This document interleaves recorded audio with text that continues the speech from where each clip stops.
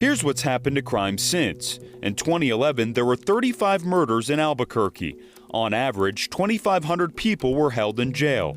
In 2022, after voters passed bail reform, there were 125 murders in Albuquerque. On average, there were 1,341 people held in jail. People believe that if we put people in jail, crime will go down. And that's not the case. Research doesn't prove that to be the case. Experts argue you can't blame Albuquerque's crime crisis on the new criminal justice system. There is no data in Bernalillo County that would show that bail reform has led to an increase in crime. UNM researcher Paul Guerin was commissioned by the courts to study the new bail reform system.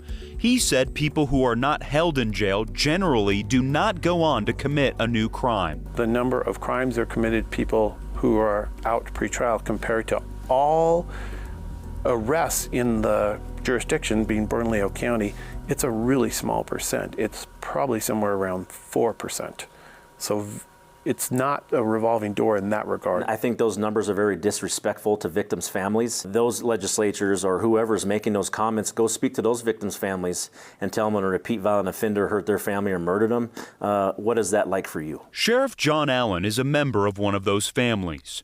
Earlier this year, his brother was shot in a road rage incident. Months earlier, prosecutors asked a judge to hold the accused gunman in jail until trial. Instead, like Devin Munford, who we told you about earlier, he was let out and was wearing an ankle monitor. We come up with a percentage, and everybody looks for a smaller percentage. Just one family is one too many.